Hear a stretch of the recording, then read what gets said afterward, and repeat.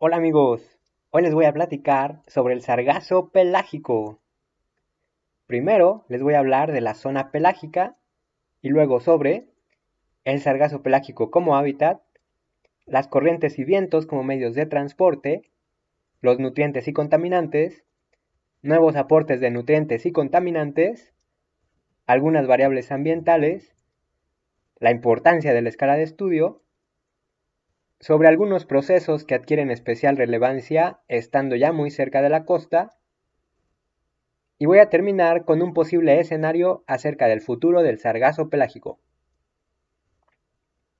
El océano puede ser regionalizado en dos grandes zonas o dominios: el bentónico, que se refiere a todo el fondo marino, y el pelágico, que se refiere a toda la columna de agua, desde la superficie hasta las grandes profundidades. La zona pelágica es el hábitat más grande conocido, pues cubre alrededor del 70% de la superficie del planeta y tiene una profundidad promedio de 4 kilómetros. Más de la mitad de la biomasa de los protistas y el 75% de la biomasa animal habita en la zona pelágica. La parte más superficial y oxigenada de la zona pelágica, en donde hay suficiente luz para la fotosíntesis, se llama zona fótica. Esta zona, por lo tanto, es el hábitat de los fotoautótrofos marinos, como el fitoplancton y el sargazo pelágico. Dentro de la zona fótica, los frentes y remolinos oceánicos constituyen hábitats oasis para los fotoautótrofos y en consecuencia también para organismos de niveles tróficos superiores. En las zonas de grandes urgencias también vemos mayor biomasa tanto de fitoplancton como de zooplancton. Los hábitats pelágicos con un contenido importante de fotoautótrofos son ecológicamente muy relevantes precisamente por lo que hacen estos organismos. Conforman la base de la pirámide trófica, generan el oxígeno que se respira, secuestran dióxido de carbono y participan en los ciclos biogeoquímicos de muchos otros elementos. Más del 99% de las criaturas marinas, incluidas las del mar profundo, dependen directa o indirectamente de los fotoautótrofos pelágicos. Además, los grandes yacimientos de petróleo, como los que actualmente explotamos, se formaron gracias al fitoplancton que quedó enterrado en las profundidades. Las funciones de los fotoautótrofos pelágicos son tan diversas y relevantes que hasta participan en la regulación del clima global. El sargazo pelágico, al cual me referiré simplemente como sargazo, está constituido por dos especies de macroalgas pardas, Sargassum fluitans y Sargassum natans. Estas se reproducen por fragmentación y todo su ciclo de vida lo realizan flotando en gran parte del Atlántico Norte.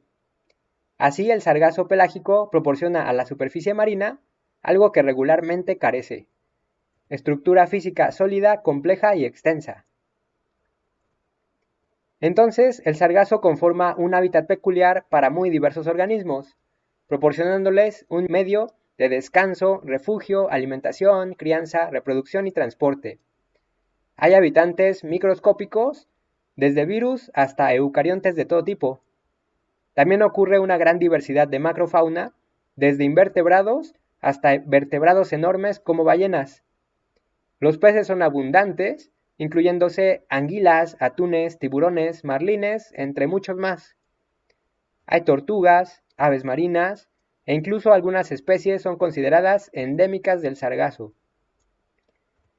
Los beneficios ecosistémicos y económicos que brinda el sargazo son ampliamente reconocidos, sobre todo en el mar de los sargazos.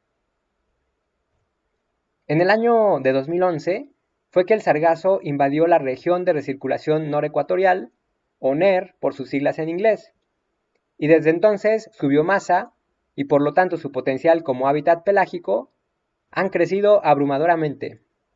Sin embargo, desde esa fecha, también han ocurrido arribaciones de sargazo atípicamente masivas en costas de África y América, causando diversos e importantes daños. El sargazo posee estructuras que le confieren flotabilidad y, como carece de nado propio, su trayectoria de viaje depende de la circulación de corrientes y vientos. El sargazo forma un circuito en la región del Golfo de México, Mar de los Sargazos y Mar Caribe. Primero, crece abundantemente cerca del Mississippi y luego es transportado por la corriente del Lazo y la corriente del Golfo hacia el Mar de los Sargazos, en donde se acumula. Cuando ocurren vientos del norte, el sargazo se distribuye más hacia el sur y se favorece su ingreso al Mar Caribe, donde se incorpora a la corriente del Caribe. Esta corriente se dirige hacia el oeste y cuando pasa al norte de Honduras, se denomina corriente Caimán. Cuando choca con la península de Yucatán y se desvía hacia el norte, se denomina corriente de Yucatán. Los vientos en la región se dirigen predominantemente hacia el oeste, así que cuando se intensifican, se favorece más encallamiento de sargazo. El sargazo que viene de la NER sigue la migración estacional de la zona de convergencia intertropical. Cuando ésta se desplaza hacia el norte, se favorece el ingreso de sargazo al Mar Caribe, el cual puede llegar hasta el Caribe mexicano, en Quintana Roo. Incluso podría quizás llegar hasta el Mar de los Sargazos. Por otro lado, el viento induce la circulación del Langmuir, la cual provoca que materia flotante, como el sargazo, se distribuya a manera de hileras. El sargazo necesita hacerse de ciertos elementos. Los que se requieren en mayor cantidad constituyen a los macronutrientes e incluyen al famoso CHONP. Los micronutrientes corresponden a elementos como el manganeso y hierro y son necesarios para la vida, pero en cantidades muy pequeñas. Hay nutrientes cuya cantidad en el medio es escasa con respecto a la biológicamente requerida y por lo tanto limitan el crecimiento de los organismos. Los nutrientes más limitantes para los fotoautótrofos pelágicos son el hierro, nitrógeno y fósforo. El sargazo, en el Atlántico Norte, generalmente está más limitado por nitrógeno y fósforo. La distribución de los nutrientes en la zona fótica es heterogénea. En general, la zona nerítica es eutrófica o rica en nutrientes, de forma tal que los fotoautótrofos proliferan más. Fuera de la plataforma continental, en el mar abierto, las aguas son oligotróficas o de escasos nutrientes, por lo que el crecimiento es limitado, sobre todo en los grandes giros oceánicos. Una de varias características del sargazo que le ayudan a sobrevivir en aguas oligotróficas es su peculiar pared celular. En su parte externa, la pared de sus células es una matriz amorfa que, por su composición y consistencia mucilaginosa, es propensa a capturar sustancias, no solo nutrientes, sino también contaminantes. De hecho, el sargazo es considerado un buen biosorbente de iones metálicos, entre los que destaca el arsénico. Por lo tanto, el sargazo también es relativamente tolerante a estos contaminantes. Los metales pesados han recibido mucha atención debido a su naturaleza tóxica. La mayoría ocurren en cantidades traza, pero muchos son dañinos incluso a muy bajas concentraciones. Los efectos tóxicos pueden ir desde irritación hasta cáncer y la muerte. Entonces, hay cierto riesgo por metales pesados para los organismos que habitan en el sargazo. Los más pequeños y en estadios de vida temprana podrían ser los más vulnerables. La macrofauna por lo general no se alimenta del sargazo, aunque este sí se ha encontrado en el tracto digestivo de tortugas, aves marinas, isópodos, ofiuros, anfípodos y peces. Entonces, los metales capturados por el sargazo podrían pasar a otros organismos, circular en la red trófica y eventualmente llegar al fondo junto con las excreciones y cadáveres de los organismos. Nuevos nutrientes y contaminantes llegan a la zona fótica de distintas maneras. Pueden venir de aguas más profundas, en ríos, desde la atmósfera, o ser producidos por los mismos organismos de la zona fótica, entre otros. Para el sargazo, las urgencias más relevantes son las de Canarias, la ecuatorial del Atlántico y surgencias más costeras del Caribe y Golfo de México. Los ríos Amazonas, Orinoco, Congo y Mississippi son de los más importantes, aunque también hay ríos menores en el Caribe como los del norte de Colombia. El desierto del Sahara es el que aporta más polvo para el Atlántico Norte, aunque el Caribe también tiene su propia zona desértica. En los extremos este y oeste del Noratlántico tropical, la probabilidad de deposición por emisiones volcánicas también es alta. De hecho, desde 2011, cuando el sargazo ya invadía la NER, al menos 4 volcanes han hecho erupción en estas regiones. Además, el sargazo recibe nutrientes de los desechos de los organismos que viajan junto con él. La radiación, temperatura, salinidad, densidad y pH son algunas variables que también afectan la dinámica del sargazo. De acuerdo con Youano et al. 2021, la intensidad de luz óptima para el sargazo es de 60 a 80 watts por metro cuadrado y su crecimiento máximo se da a los 26 grados centígrados. Entonces la NER parece ser ideal en estos aspectos. Por debajo de los 12 grados centígrados, el sargazo deja de crecer por frío y esto ocurre al norte del Mar de los Sargazos. La salinidad óptima para el sargazo es de 36 a 42, mientras que salinidades menores a 30 reducen su crecimiento. Las aguas menos densas, como las del Atlántico ecuatorial, podrían favorecer hundimiento de sargazo, sobre todo si además ocurren vientos intensos. Durante temporadas de condiciones atmosféricas energéticas, se ha reportado más hundimiento de sargazo, aunque también mayor abundancia del mismo, debido en parte al ascenso de aguas con nutrientes. Respecto al pH, este es algo más ácido en el Atlántico ecuatorial, en el Caribe y hacia las costas, lo cual podría significar menos biocalcificación. Por otro lado, se espera una mayor capacidad de bioabsorción de contaminantes en aguas relativamente ácidas, más cálidas, más contaminadas y con un mayor tiempo de residencia. Una manera para estimar el desplazamiento del sargazo, saber en dónde y cuándo va a encallar y en qué cantidad, es mediante el uso de modelos computacionales.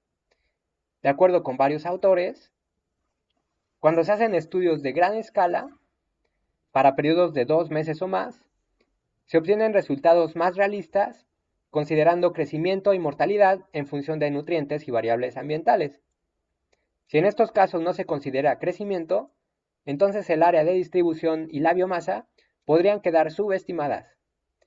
En contraste, si se considera crecimiento bruto sin mortalidad, entonces el área de distribución y la biomasa podrían quedar sobreestimadas. Para estudios más regionales, que abarquen tiempos más cortos, el transporte y la distribución del sargazo se estiman relativamente bien a partir de la advección por corrientes y vientos. Entonces, para hacer una modelación precisa de pequeña escala, antes de modelar la biología, conviene asegurarse de que la hidrodinámica y los vientos simulados son lo suficientemente realistas para el grado de exactitud requerido.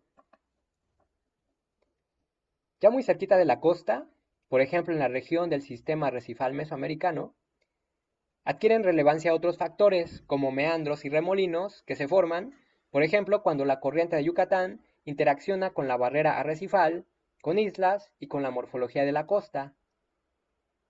Las descargas de agua dulce, ya sea superficial o subterránea, llevan nutrientes y contaminantes, generan frentes oceánicos y modifican la hidrodinámica local. Por ejemplo, cuando agua dulce ingresa a lagunas arrecifales mediante ojos de agua submarinos. Por otro lado, el oleaje, junto con la marea, provoca que el sargazo supere la barrera arrecifal para ingresar a lagunas costeras. Dentro de estas hay corrientes inducidas por oleaje y cuando las olas rompen, provocan apilamiento de sargazo en la playa. El oleaje por sí solo también es una fuerza erosiva y de cambio morfológico de sistemas litorales. Si al oleaje se le añade sargazo, entonces el poder erosivo y de cambio puede ser aún mayor por un efecto tipo cepillado. Incluso se ha reportado pérdida de arena en regiones donde se acumula sargazo y también se sabe que el roce constante entre macroalgas y arrecifes puede dañar corales. Por otro lado, el sargazo acumulado eventualmente se descompone, puede desprender los metales pesados que acumuló y ocurren daños ecológicos y para el humano.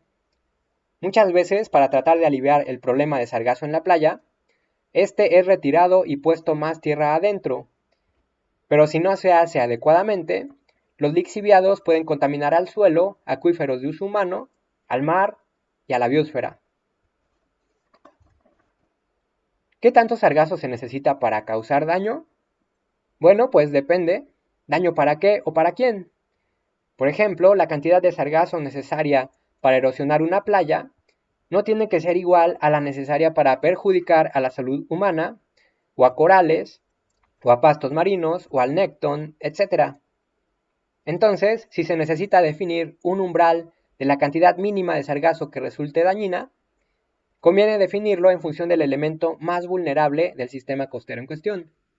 Si, por ejemplo, el elemento más vulnerable son los corales, entonces habría que determinar la cantidad de sargazo que comienza a dañar corales. También se podría construir un índice de daño por arribazón de sargazo. Para ello, habría que considerar y cuantificar el daño a los distintos componentes del sistema costero.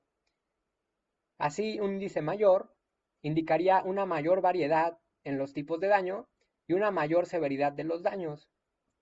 A las regiones con los índices más elevados se les tendría que dedicar un mayor esfuerzo de mitigación. Como propuesta de mitigación, se ha planteado aprovechar la capacidad de biosorción del sargazo para limpiar al medio acuático de metales pesados y posteriormente extraer dichos metales del sargazo para utilizarlos en distintas industrias. De esta manera, las especies tóxicas quedarían más tiempo en productos de utilidad para el humano y el sargazo ya limpio podría utilizarse para otras cosas, por ejemplo, ahora sí como alimento seguro. Este sería un manejo ideal de las arribazones masivas, pero aún no se ha logrado en la práctica de gran escala.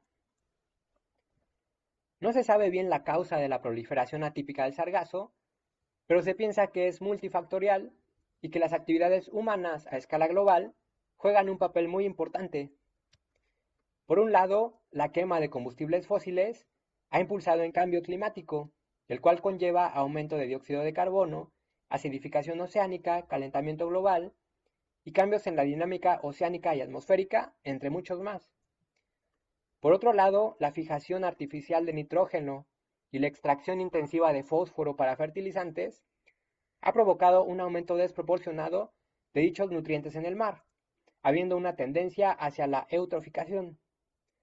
Es complicado predecir el futuro, pero debido a los desequilibrios que ya hemos causado y que seguimos causando, es probable que el sargazo continúe como un gran hábitat de la zona pelágica y como un gran problema para la zona costera. Eso es todo, amigos. Coman mucho brócoli.